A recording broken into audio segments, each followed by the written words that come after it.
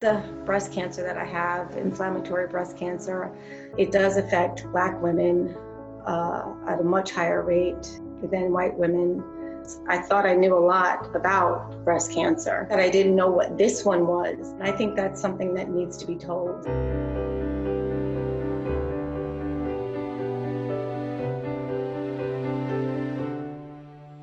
For most of 2020, Kim Bardes was quarantined at home on Long Island with her husband Bruce and their 2 sons.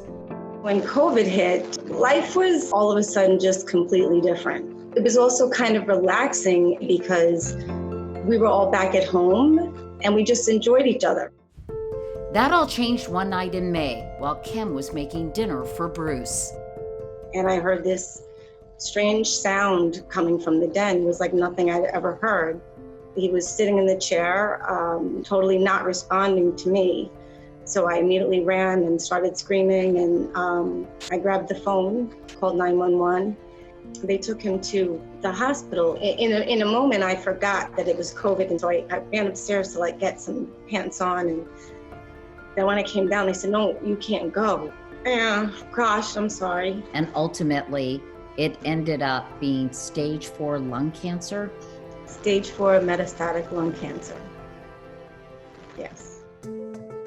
As the pandemic continued, Kim focused on taking care of Bruce, her high school sweetheart. But just 7 weeks after his diagnosis, something unthinkable happened. I had noticed something different with my breast, the left breast. It felt different.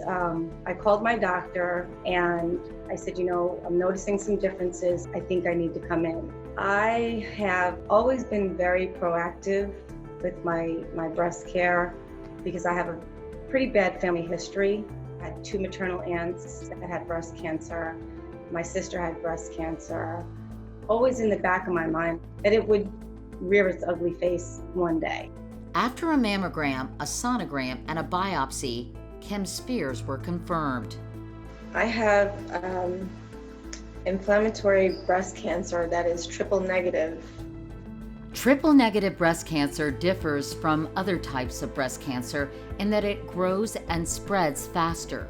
On top of that, Kim learned that African American women are nearly twice as likely to be diagnosed with triple negative breast cancer. I think a lot more people in the Black community need to be told about that, because had I known that, maybe I would have asked my doctor, can I come in every 3 months for an exam? That is not the only race-based health disparity Kim's up against. She's also taking on cancer in the middle of a pandemic that is disproportionately affecting communities of color. A cancer diagnosis, it's scary. That in and of itself is scary. But then layer on top of that the fear about contracting the coronavirus and how that can impact your care going forward. As director of the Office of Cancer Health Equity at Wake Forest Baptist Health, Dr. Karen Winkfield has seen the ways COVID-19 and cancer can intersect. We can see this is really highlighting some of those long-standing disparities, those health disparities that have existed in those communities. In Kim's case, on top of her husband having, stage 4 lung cancer, she's now having this diagnosis of her own issue with triple negative breast cancer, which happens to be inflammatory, again, very aggressive disease. COVID-19 has really exacerbated the challenges. I spoke with Julie Gerberding, a former director for the Centers for Disease Control and currently the Chief Patient Officer for Merck. I think there's 3 intersecting crises. The COVID pandemic is bad enough. Then the incredible systematic racism in our society. And then the recognition who's impacted by both of these issues, the incredible socioeconomic and health disparities. Dr. Gerberding, what is Merck doing to help cancer patients navigate these very trying times and circumstances? We are really trying to work with the patient advocacy organizations that are kind of the front line and are trusted and really have a track record of being excellent brokers of reliable and accurate information, so that they understand how we can be helpful. How concerned are you about a looming secondary health crisis because of delays in screenings, treatments and preventive care. People aren't seeking health services right now, partly because they're told to stay home.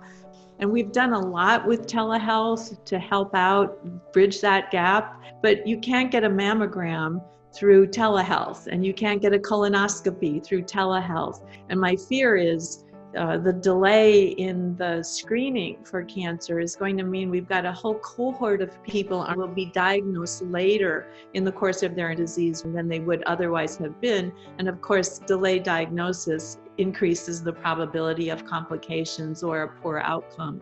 We're seeing that in COVID, right? People are losing their jobs and therefore losing their healthcare coverage as well, which makes it harder for people to think about going and taking care of themselves. It's also related to how open is the system, how welcome do people feel coming into a center. Some hospitals were not even open to Blacks several decades ago. And that goes back again to a lot of the issues with respect to systemic racism. There are issues with respect to trust that we need to work out. Is there a commitment within the medical establishment to really tackle these problems? I think one of the solutions to that is to involve ourselves in working directly with communities and the people at the community level who are trusted, who can be advocates, clinicians who are diverse. Together, we can do a lot more. I believe that there is a groundswell. I believe that the awareness has changed. People are realizing that this whole racism thing isn't made up. I do encourage people, though, to really be introspective and think about the way that racism has impacted their life, good or bad. And that will go a long way.